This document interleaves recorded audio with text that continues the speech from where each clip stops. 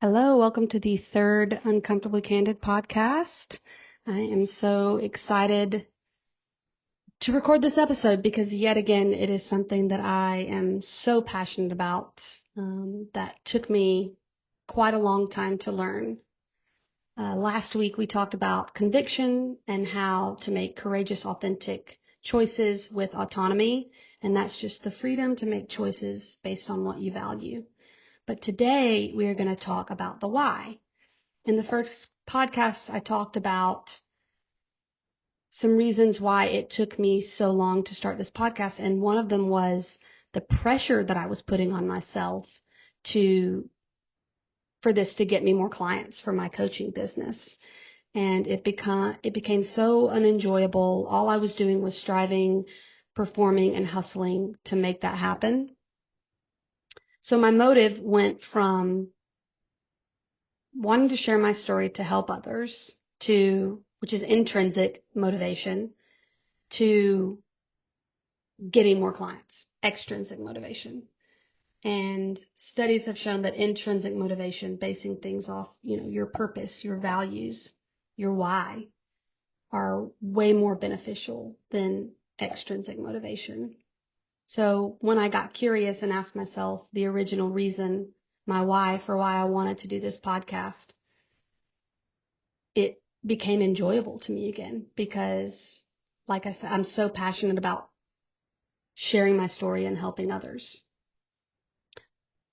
I was living in Boston. I lived in Boston for a few years and was going back to school for my master's, trying to figure out if I wanted to get my PhD in clinical psychology. And I was working at this facility, completely unfulfilled in my job, and didn't know my why, which is, now coaching others, going back to school for my PhD in industrial organizational psychology so that I can help organizations with company culture and healthy communication. But before this, and this was only a few years ago, so I'm still working on this. It's a process, which is okay.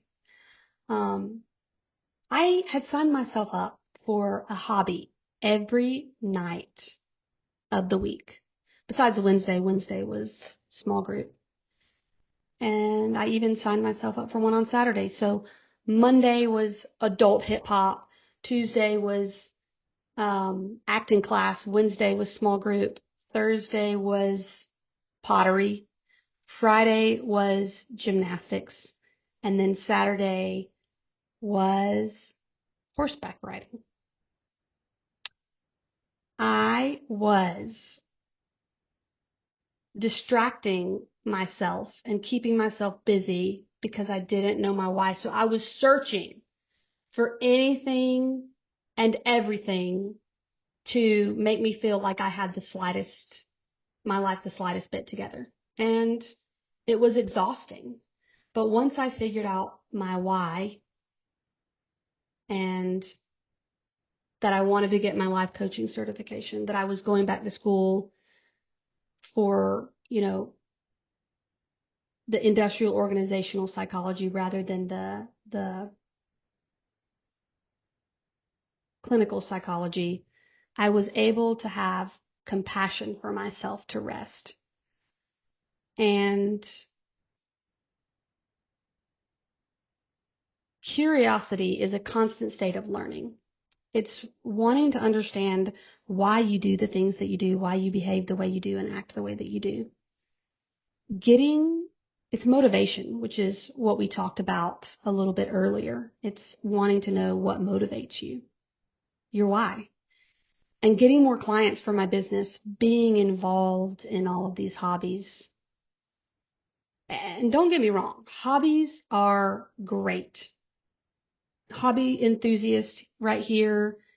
I love them. I think they're great, but they have to come from a healthy place.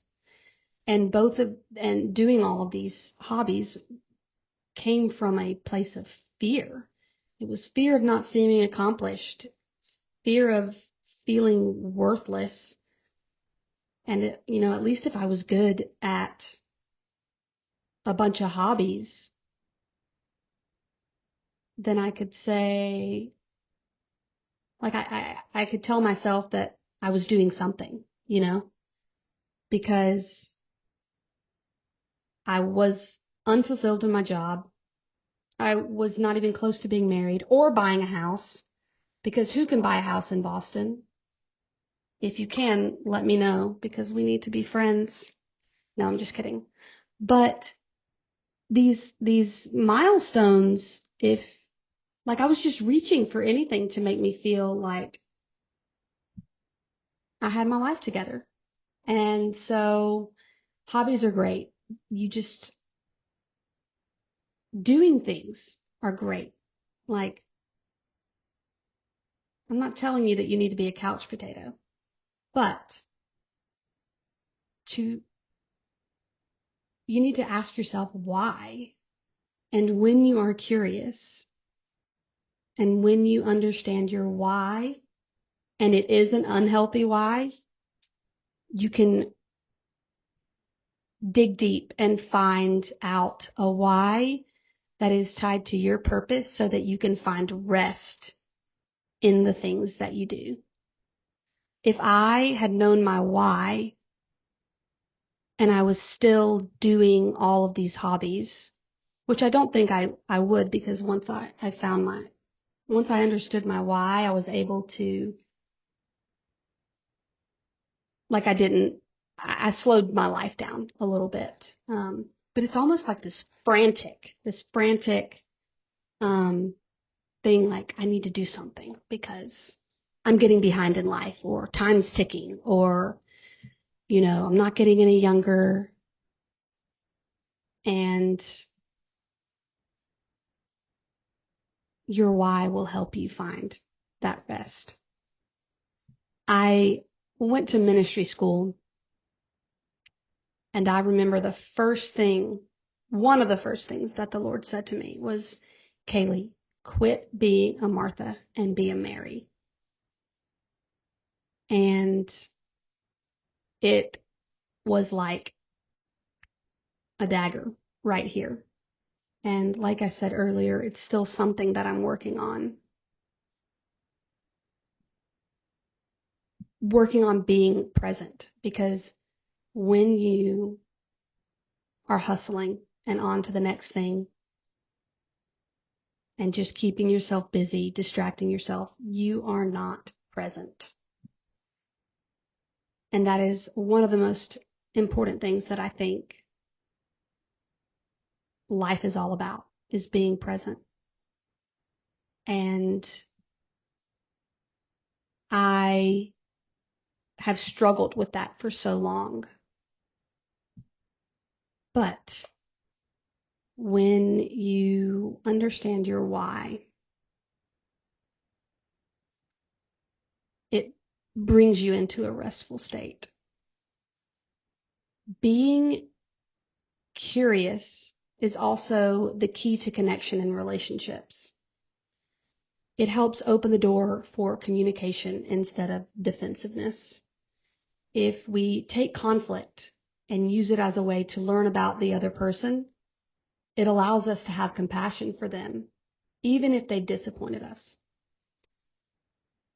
For the longest time, whenever I got disappointed by someone, I would always say, ugh, I would never treat them like that, or I would never say that, or never do that. But this created a lie in my head that everyone should treat me the way that I wanted to be treated. And that's not the golden rule.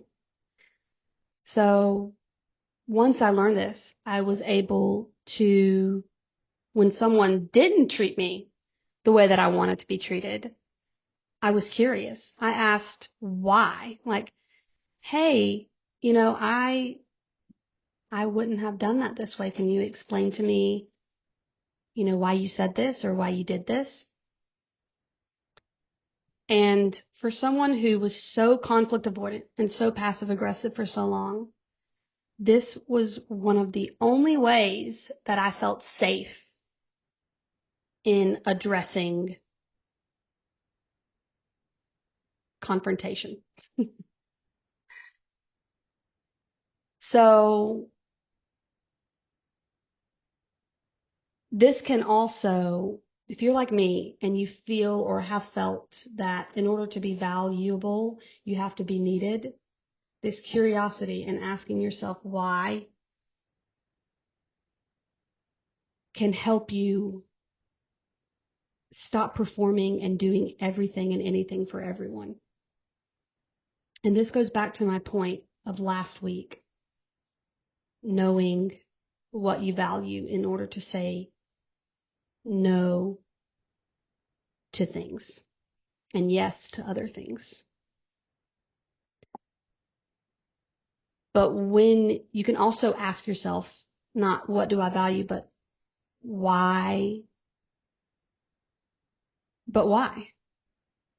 Why am I doing all of these things for these people? Because if it is from a place of wanting to feel worthy or needed or valued by doing everything all the time, then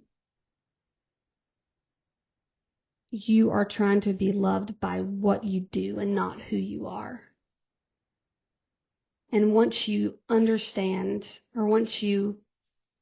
that you can be loved by who you are and not what you do, you can feel so much more rested and connected in your relationships.